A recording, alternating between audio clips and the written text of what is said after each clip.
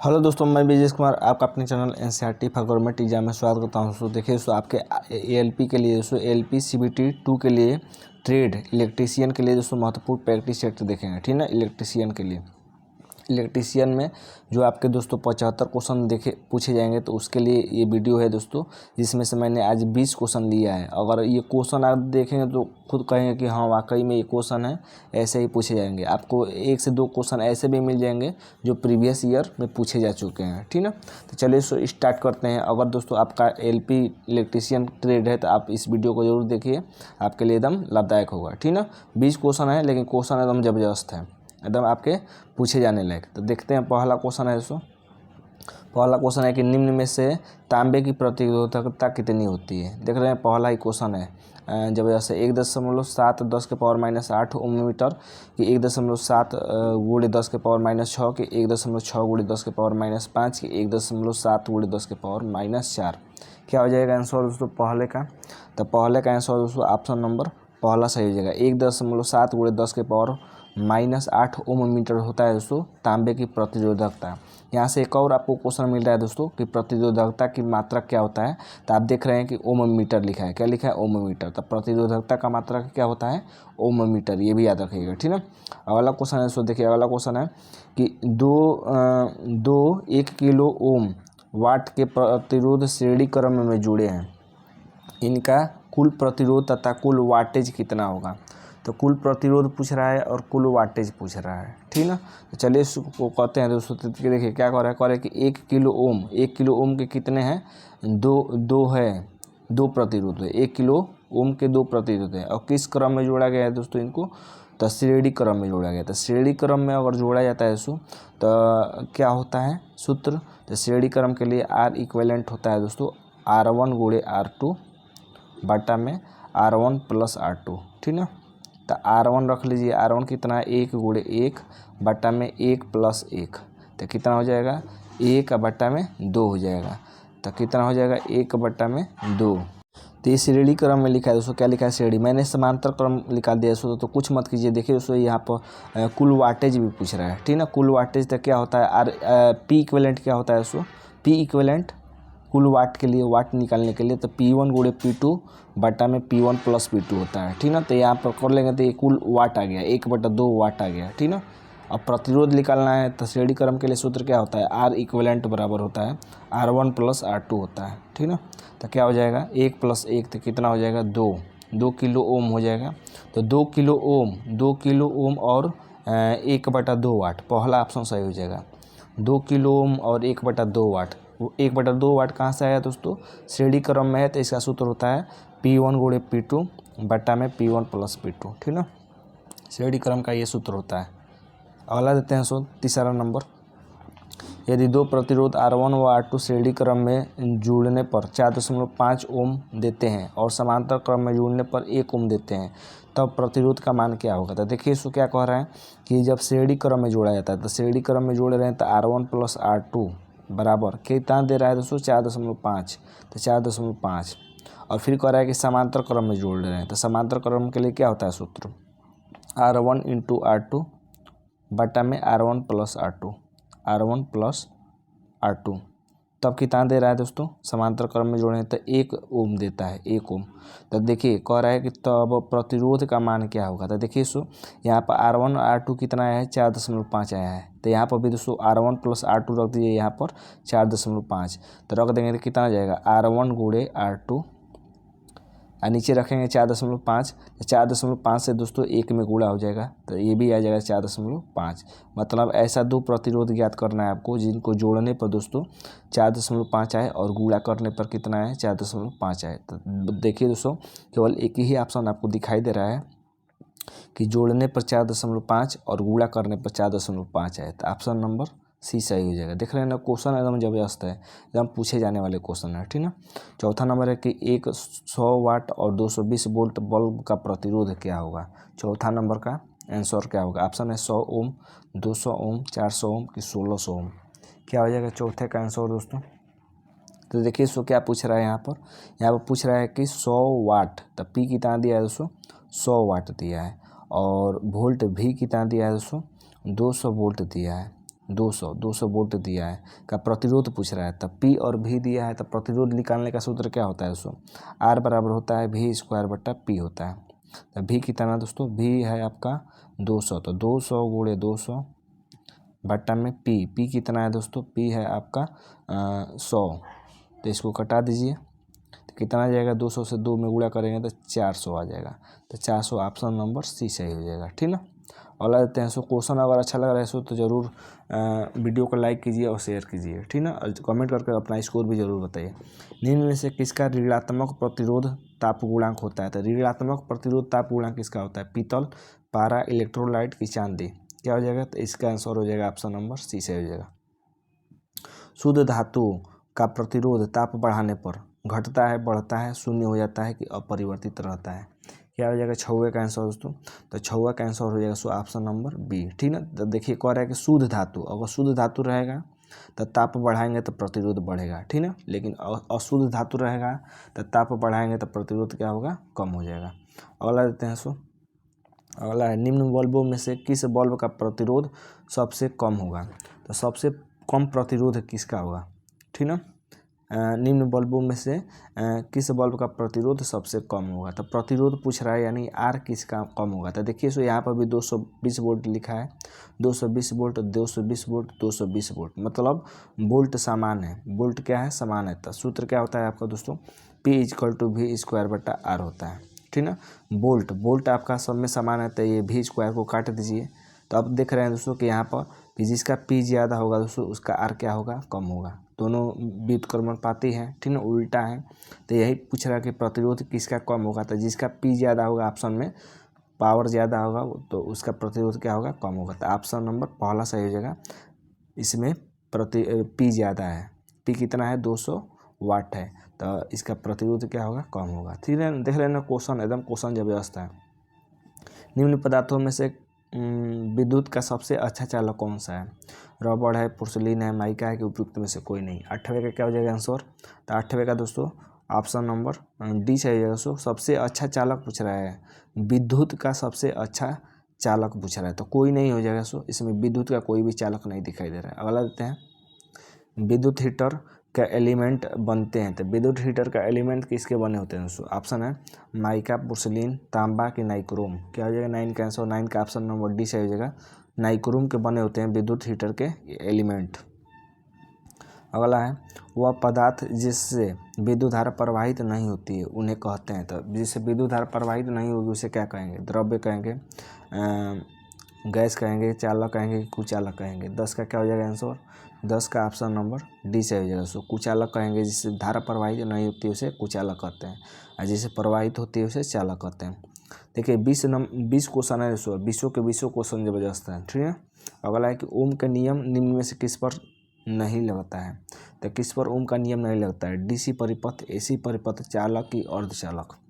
11 का क्या हो जाएगा आंसर, तो 11 का दोस्तों ऑप्शन नंबर डी से हो जाएगा, अर्धचालक। अर्धचालक पर दोस्तों ओम का नियम नहीं लगता है। ओम का नियम क्या होता है दोस्तों, V=IR। ठीक है, अगला है 12 नंबर क्वेश्चन है दोस्तों कि एक 60 वाट का लैंप रूप हीटर के सीरीज में जुड़ा है, सीरीज में 10 श्रेणी क्रम में जुड़ा है, उसे सप्लाई के साथ जोड़ा गया है। यदि 60 वाट के लैंप के स्थान पर 100 वाट लैंप लगाया जाए तो उसके बाद पूछ रहा है सो हीटर की आउटपुट बढ़ेगी, आउटपुट घटेगी, आउटपुट एक सी रहेगी कि उपयुक्त में से कोई नहीं। देखिए इसको क्या कर रहा है, श्रेणी क्रम में तो जोड़ा गया है, श्रेणी क्रम में तो 60 वाट की जगह पर क्या लगा दिया गया है, 100 वाट का। तो जानते हैं कि श्रेणी क्रम में जोड़ा है तो क्या होगा, आउटपुट अधिक होगी, आउटपुट बढ़ जाएगा। ठीक है, 100 वाट का लगा दिया गया था 60 वाट के स्थान पर। अगला है 13 नंबर, निम्नलिखित में से ताप बढ़ाने पर प्रतिरोध, तो तापमान अगर बढ़ता है तो प्रतिरोध क्या होता है, प्रतिरोध घटता है, मतलब किसका तापमान बढ़ाने पर प्रतिरोध घटता है, नाइक्रोम, कार्बन, लोहा के पीतल, क्या हो जाएगा 13 का, तो 13 का दोस्तों ऑप्शन नंबर बी सही हो जाएगा। ठीक है, कार्बन का दोस्तों ताप बढ़ाने पर प्रतिरोध घटता है। यहाँ पर आंसर गलत दिया है दोस्तों, हमको लग रहा है कि आंसर डी होगा, आप भी जरूर बताइएगा, क्योंकि दोस्तों पीतल आपका मिश्र धातु है, अब मिश्र धातु हो गया तो अशुद्ध हो गया, तो अशुद्ध हो गया, तो अशुद्ध मतलब अशुद्ध हो गया, तो इसका अगर ताप बढ़ाएंगे तो प्रतिरोध घटेगा। ठीक है, तो ऑप्शन नंबर डी होना चाहिए। बी दिया है लेकिन डी होना चाहिए, डी होगा। आप भी कमेंट करके जरूर बताइएगा कि कौन आंसर होगा। अगला देते हैं कि किसी चालक का प्रतिरोध निर्भर करता है। तो किसी चालक का प्रतिरोध किस पर निर्भर करता है? तापमान पर, चालक की लंबाई पर, चालक के अनुप्रस्थ काट के क्षेत्रफल पर, के उपयुक्त तीनों पर। क्या हो जाएगा 14 का आंसर? तो 14 का दोस्तों ऑप्शन नंबर डी सही हो जाएगा। ठीक ना, ऑप्शन नंबर दोस्तों डी सही हो जाएगा 14 का। 1 मिनट, 14 का ऑप्शन नंबर डी सही हो जाएगा। उपयुक्त तीनों पर दोस्तों चालक का प्रतिरोध निर्भर करता है, क्योंकि दोस्तों चालक के प्रतिरोध का सूत्र क्या होता है? आर बराबर होता है आर बराबर सिग्मा, उसके बाद क्या होता है दोस्तों? आर बराबर सिग्मा रो एल बाई ए होता है, रो एल बाई ए। प्रतिरोधकता बराबर आर बराबर, मतलब प्रतिरोध आर बराबर रो एल बाई ए होता है। देख रहे हैं कि चालक की लंबाई पर भी निर्भर कर रहा है, चालक का अनुप्रस्थ काट के क्षेत्रफल पर भी निर्भर कर रहा है। ठीक ना, तो उपयुक्त तीनों हो जाएगा। तापमान पर भी निर्भर करता है।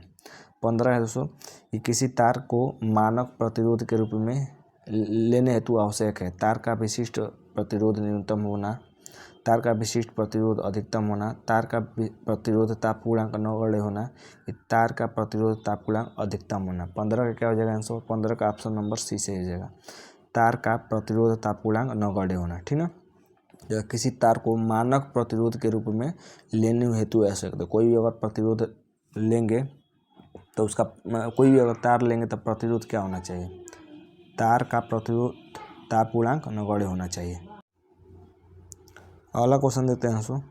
अगला क्वेश्चन है 16 नंबर कि दो लैंप जिनकी शक्ति अलग अलग 40 वाट हैं को समांतर क्रम में जोड़ा गया है, तो दोनों लैंपों की कुल शक्ति क्या होगी? तो देखिए समांतर क्रम में जोड़ा जाएगा तो शक्ति का सूत्र क्या होता है? P बराबर P1 प्लस P2 होता है। ठीक ना, तो क्या होता है? दो लैंप हैं, तो एक 40 वाट है, अगला भी 40 वाट है, तो कितना हो जाएगा? 40 40 80 वाट। सूत्र महत्वपूर्ण है दोस्तों, याद रखिएगा इसको। ठीक ना, कि समांतर क्रम में जोड़ा जाएगा दोस्तों तो शक्ति का सूत्र क्या होगा?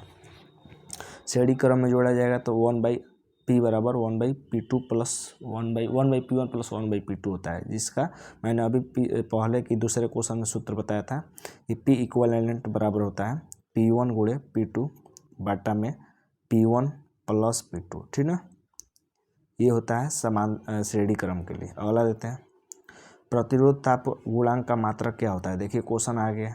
ऑप्शन है दोस्तों ओम प्रति सेंटीग्रेड, ओम मीटर प्रति सेंटीग्रेड, महो प्रति सेंटीग्रेड की मीटर, महो मीटर प्रति सेंटीग्रेड। क्या हो जाएगा? प्रतिरोध का गुणांक का मात्रक 17 का, तो 17 का दोस्तों ऑप्शन नंबर पहला सही हो जाएगा। ओम प्रति सेंटीग्रेड होता है। ठीक ना, ओम प्रति सेंटीग्रेड होता है। अगला देते हैं 18 नंबर। 18 नंबर है दोस्तों कि दो बल्ब, दो प्रतिरोध 28 किलो ओम 1 वाट, 0 किलो ओम 1 वाट समांतर क्रम में जोड़े गए हैं, तो संयोजन का प्रतिरोध क्या होगा? तो देखिए आपका यहाँ पर क्या दिया है? दो प्रतिरोध, एक 28 किलो ओम है, एक 0 किलो ओम है, समांतर क्रम में जोड़ा जाएगा तो क्या हो जाएगा? आर इक्विवेलेंट बराबर R1 गुणे R2।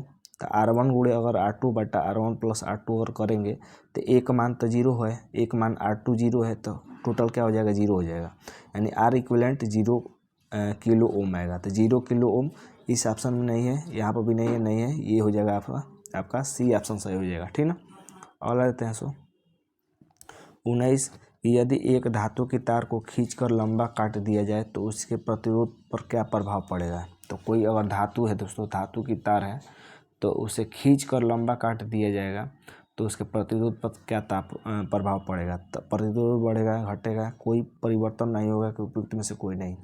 19 का क्या हो जाएगा आंसर? 19 का ऑप्शन नंबर पहला सही हो जाएगा। सो प्रतिरोध बढ़ जाएगा, प्रतिरोध क्या हो जाएगा? बढ़ जाएगा, क्योंकि दोस्तों लंबाई क्या हो गई है? कम हो गई है। ठीक ना, अगला देते हैं 20 नंबर। 20 नंबर है कि दो समांतर हीटर, समांतर नहीं रहना चाहिए यहाँ पर, समान रहना चाहिए, समान हीटर। ठीक ना, दो समान हीटर जिनकी क्षमता 500 वाट और 220 वोल्ट हैं, श्रेणी क्रम में 220 वोल्ट पर संबंधित किए गए हैं। तो दोनों हीटरों से प्राप्त कुल शक्ति पूछ रहा है। तो कुल शक्ति का सूत्र क्या होता है, P बराबर होता है दोस्तों V²/R होता है, ठीक ना। तो आपका दोस्तों क्वेश्चन में भी दिया है 220 वोल्ट पर जोड़ा गया है इसको, लेकिन R नहीं दिया गया है, R नहीं दिया गया है। और 2 हीटर हैं तो R निकाल लेते हैं दोस्तों। R बराबर क्या होता है, तो R इक्विवेलेंट अब बराबर आपका हो जाएगा, श्रेणी क्रम में जोड़ा गया है तो आपका R1 + R2 हो जाएगा, यानी आपका 200 R इक्विवेलेंट बराबर क्या हो जाएगा, श्रेणी क्रम में जोड़ा गया है। तो श्रेणी क्रम में अगर जोड़ा गया है तो R बराबर यहाँ पर से निकाल लीजिए, श्रेणी क्रम में जोड़ा गया तो R बराबर V²/P हो जाएगा, V²/P। तो V कितना 220 गुणे 220 बटा में P कितना दोस्तों 500 वाट है, 500 वाट। तो इसको घटाएंगे तो कितना आ जाएगा, 22 गुणा कर देंगे तो 484 बटा में 5 आ जाएगा।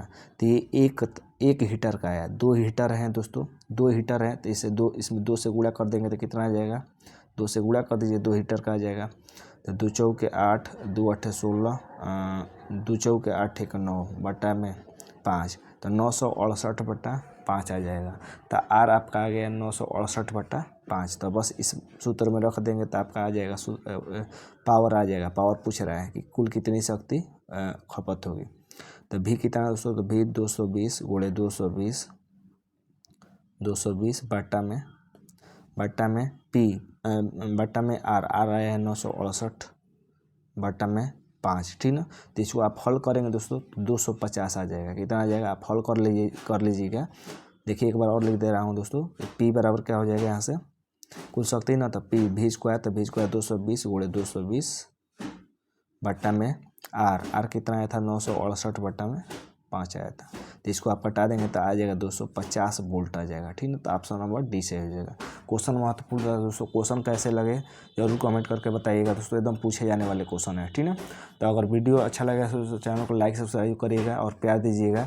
अगला भी वीडियो मैं ज़रूर लाऊँगा। आज के लिए बस इतना ही दोस्तों, धन्यवाद दोस्तों।